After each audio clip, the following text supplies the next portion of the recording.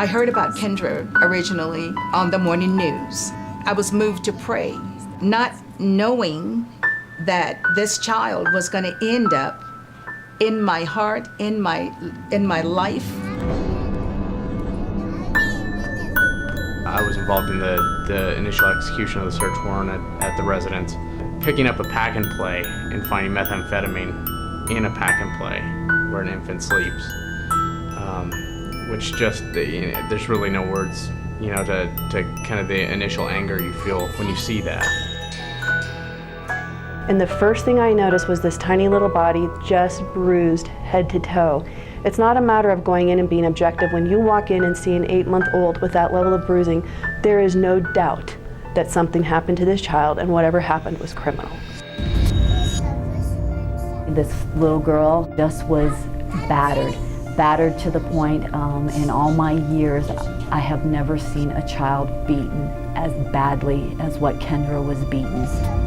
And I'll say, I went home and many nights went home and cried myself to sleep. I had nightmares about what was done to Kyndra.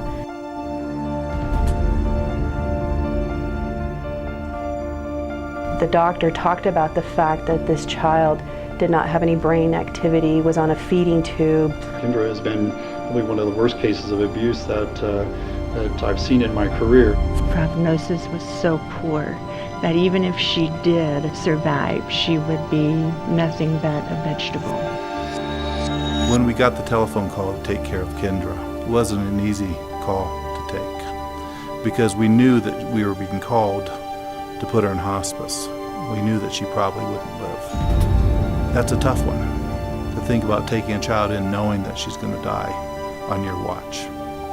But what can we do? We're called. As Christians, we are called to take care of these children. These are our kids. To look after orphans and widows in their distress. We had to take care of Kyndra. But it was a miracle because she came out of that. She started having some movement, she started doing better. We started getting news that she was going to be able to live outside of hospice. And then Joyce, this wonderful family, came along and said they were going to adopt her, which is a miracle. They said she would be blind and that she would be nonverbal and non-ambulatory. Like, I brought her home on her 11th birthday. And when I brought her home, she was like a 1 to 2 month old infant. She couldn't roll over, she couldn't hold her head up. So when I mentioned it to my family that she would probably be going up for adoption, they go, "We are gonna adopt her, aren't we?" They go, "Mom, if we let her go, she might not make it." I go, "She's not going anywhere. I said, "She's not going anywhere."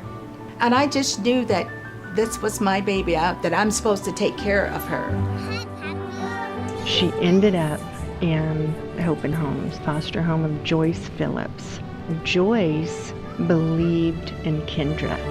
Joyce believed Kyndra would defy the odds. I don't look at her disabilities. I see her possibilities.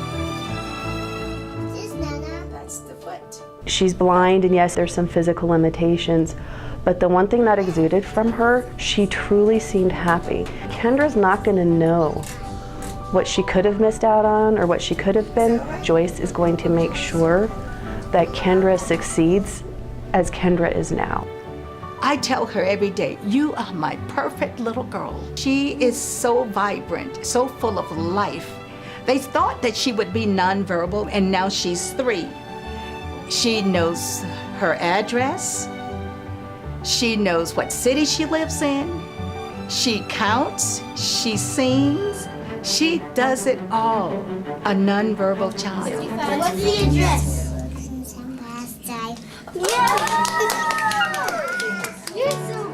She has a strong vocabulary for a 3-year-old even, and has shown remarkable improvement in her motor skill functions as well. She's gotten to the point where she's able to crawl, and now they're working on getting her to do some walking. And I think a big part of her recovery has been because she's been placed in an excellent home and is thriving.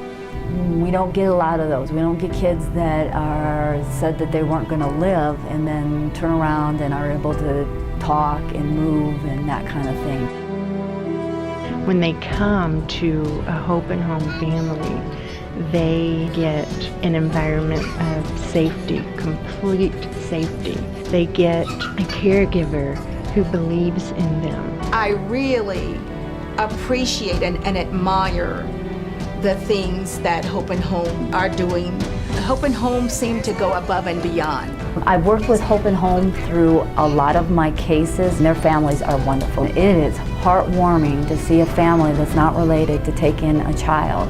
When Kyndra was saying, "Mama, Mama, Mama, Mama," I mean, the tears were rolling down my face because here's this child that was not going to live and she's talking. It was an incredible, incredible day for me to see that. It really was.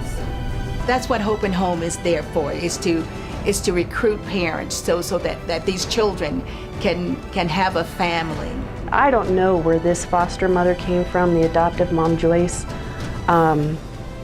but she renewed my faith in people again.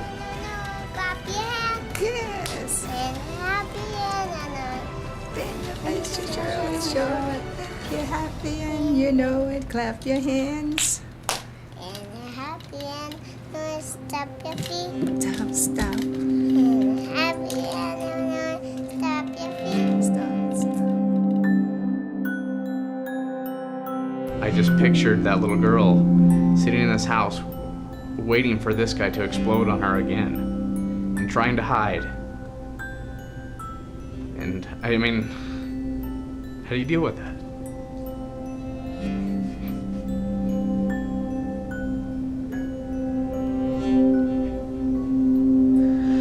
You know, still to this day, I go home every day and I hug my kids because I see what children's lives should be like, and it keeps me driving.